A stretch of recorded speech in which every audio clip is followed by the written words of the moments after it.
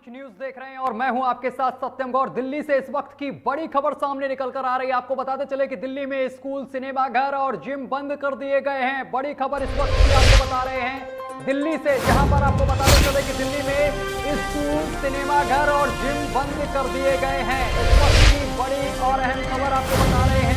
केजरीवाल ने ये जानकारी दी है। आपको बताते चले कि शादी और अंतिम संस्कार में शामिल हो पाएंगे महज 20 लोगों को अनुमति दी गई है। शादी और अंतिम संस्कार में महज 20 लोग शामिल हो सकेंगे। ओमिक्रॉन वेरिएंट के बढ़ते केसों को लेकर यह फैसला लिया गया है और इसके साथ ही आपको ये भी बताते चले कि ओमिक्रॉन वेरिएंट के बढ़ते केसों को लेकर येलो अलर्ट भी जारी कर दिया गया है। दिल्ली में बड़ी और अहम खबर आपको बता रहे हैं। दिल्ली में 160 केस सामने निकल कर आए हैं, जिसको लेकर ये अहम फैसला लिया गया है। नए वेरिएंट ने कहीं ना कहीं चिंता बढ़ा दी है और जिसको लेकर ये एक अहम फैसला दिल्ली सरकार ने लिया है। इस वक्त की बड़ी खबर हम आपको बता रहे हैं, तो बड़ी और अहम जानकारी आप तक पहुंचा रहे हैं। इसके साथ ही आपको ये भी बताते चले कि मेट्रो में 50% लोगों को बैठने की अनुमति दी गई है। इस वक्त की बड़ी खबर हम आपको बता रहे हैं दिल्ली से, जहां पर आपको बताते चले कि दिल्ली सरकार ने अहम फैसला लिया है। मेट्रो में 50% लोगों को बैठने की अनुमति दी गई है। और इस खबर पर ज्यादा जानकारी के साथ हमारे संवाददाता आशिफ बेग हमारे साथ एक बार फोन लाइन पर जुड़ गए हैं। आशिफ, दिल्ली सरकार ने बड़ा फैसला ले लिया है, जिम और सिनेमा घरों को बंद कर दिया है। इसके साथ ही शादी समारोह में 20 लोगों को जाने की अनुमति दी गई है। जी बिल्कुल सत्यम, बता दूं कि कोविड-19 के मामलों में लगातार वृद्धि हो रही है और खासकर दिल्ली देश की राजधानी है, जिसको लेकर जो है काफी अलर्ट भी जारी किया गया है। येलो अलर्ट पर जारी कर दिया गया है यहाँ, जिसके तहत जो है अब लोगों को भीड़ इकट्ठा नहीं करनी होगी। साथ ही साथ आपको बता दूं कि सिनेमा घर, स्कूल और जिम भी बंद कर दिए गए हैं। इसके साथ ही साथ परिवहन पर भी कुछ शर्तों के साथ प्रतिबंध लगाया गया है। इसके अलावा शादी समारोह और अंतिम संस्कार को लेकर भी दिल्ली सरकार ने गाइडलाइन जारी की है। और आपको बता दूं कि सोमवार रात से लगाए गए रात्रि कर्फ्यू का समय भी 1 घंटे के लिए बढ़ा दिया गया है दिल्ली में। जी तो जिस तरह से ठीक है आशिफ, एक और अपडेट सामने निकल कर आ रही है हमारे पास। अभी एक और अपडेट सामने निकल कर आई है कि गैर जरूरी सामान की दुकानें ऑड इवन के नियमों से खुलेंगी। इसको लेकर क्या अपडेट है?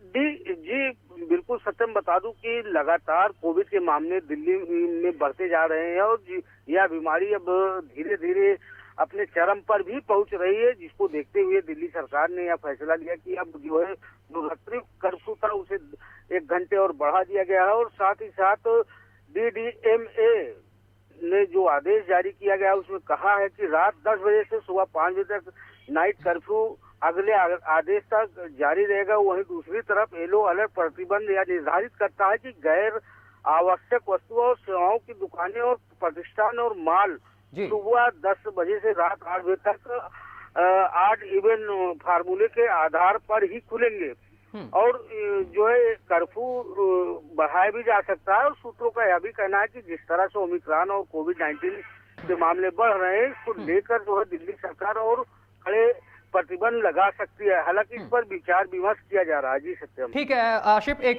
सवाल और है हमारा आपसे कि दिल्ली सरकार ने तो ये अहम फैसला ले लिया क्योंकि दिल्ली और देश की राजधानी जो कही जा रही है, इसमें 160 आज केस ये बताए जा रहे हैं पूरे दर्ज किए गए हैं दिल्ली में टोटल अब तक के। लेकिन इसको लेकर अहम फैसला केजरीवाल सरकार ने लिया है। लेकिन उत्तर प्रदेश में एक चुनावी मेला चल रहा है, जनसैलाब उमड़ रहा है। एक बार पिछली अगर दिनों की हम बात करें तो पश्चिम बंगाल में भी जनसैलाब ऐसा ही उमड़ा था, जिसके बाद कोरोना के केस लगातार बढ़ते हुए दिखाई दिए थे। विदिशा से भी तस्वीरें सामने निकल कर आई थी, मध्य प्रदेश के विदिशा से, जहां पर कुंभ मेले में आए थे कुछ लोग और एक साथ उनका जब टेस्ट किया गया था 61 लोगों में से, तो उसमें से 60 लोग पॉजिटिव निकले थे। लेकिन उत्तर प्रदेश सरकार कब फैसला लेगी, क्योंकि उत्तर प्रदेश में जिस तरीके से देखने को मिल रहा है कि यहां पर भी केसेस कहीं ना कहीं देखने को मिल रहे हैं, तो उत्तर प्रदेश सरकार कब फैसला लेगी? क्योंकि एक चिंताजनक तस्वीर जो है वो उत्तर प्रदेश से सामने लगातार आ रही है। जिस तरीके से चुनावी मेला चल रहा है, चुनाव में जनसैलाब उमड़ रहा है और लोग यहां पर मास्क का प्रयोग भी नहीं कर रहे हैं, सोशल डिस्टेंसिंग की जमकर धज्जियां उड़ाई जा रही हैं। दूसरी तरफ जो नया वेरिएंट है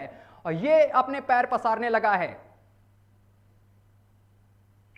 जी बिल्कुल सत्यम, जी। बता दूं कि दिल्ली में जो प्रतिबंध लगाया गया है और काफी सराहनीय माना जा रहा है, क्योंकि वहां पर अब कोविड-19 के मामलों पर सरकार गंभीर हो गई है। लेकिन अगर बात करें यूपी की, तो यूपी में 2022 के चुनाव होने हैं। चुनाव के मद्देनजर पीएम नरेंद्र मोदी, गृह मंत्री अमित शाह, सपा सुप्रीमो अखिलेश यादव और बसपा की तमाम चुनावी रैलियां चल रही है, जिसमें काफी संख्या में भीड़ इकट्ठा हो रही है। और बात करें भीड़ में कोविड एडवाइजरी की, तो यहाँ पर कोई भी पालन नहीं किया जा रहा है, ना कोई मास्क लगा रहा है और ना ही कोई जो है कोविड गाइडलाइन का को फॉलो कर रहा है, जिससे माना जा रहा है कि यहाँ संकट और भी गहरा सकता है। क्योंकि चुनाव में एक प्रदेश से दूसरे प्रदेश के लोग भी चुनावी रैलियों में पहुंच रहे हैं, संबोधन कर रहे हैं। तो ऐसे में स्थिति गंभीर मानी जा रही है और इस पर जो है सरकार को एक ठोस कदम उठाना चाहिए, क्योंकि जान है तो जहान है।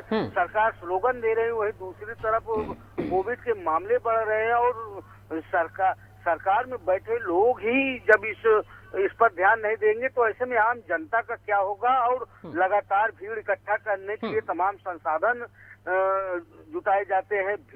खचाखच चुनावी रैलियों में जो कार्यक्रम होता है, चुनावी कार्यक्रम हो रहे हैं या जो भी सरकारी कार्यक्रम हो रहे हैं, उसमें भीड़ खचाखच भरी रहती है। ऐसे में जो है एक गंभीर विषय है और अगर यह बीमारी गंभीर स्तर पर फैल गई, तो सरकार के बूते की बात नहीं कि इस बीमारी को संभाल ले, क्योंकि कोविड की बीमारी पहले भी फैल चुकी है। और बात करें पिछले वेव की, तो पिछले वेव में हजारों लोग जो है मौत के आगोश में समा गए।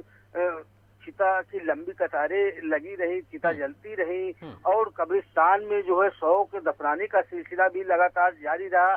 लेकिन किसी तरह से जो है स्थिति काबू में की गई। और यदि इस चुनावी मौसम में अगर इस पर ध्यान न दिया गया, तो माना जा रहा है कि अगर इस संक्रमण ने भयंकर रूप लिया, तो इसका खामियाजा आम लोगों को भुगतना पड़ेगा और सरकार जो है अब इससे बेपरवाह हो चली है। जी सत्यम, बिल्कुल, आपने बिल्कुल सही कहा। जब दूसरी लहर थी तो हमने देखा कि लगातार लाशों के ढेर देखने को मिले, लोगों को की लाशें जो थी उनको दफनाने के लिए, इसके साथ ही जलाने के लिए, अंतिम संस्कार करने के लिए काफ़ी लंबी कतारें भी देखने को मिली। लेकिन दूसरी तरफ अगर आशिफ बात की जाए, उत्तर प्रदेश में चुनाव हैं, लेकिन दिल्ली सरकार ने एक अहम फैसला लिया है, ये वाकई में बहुत अच्छा फैसला है।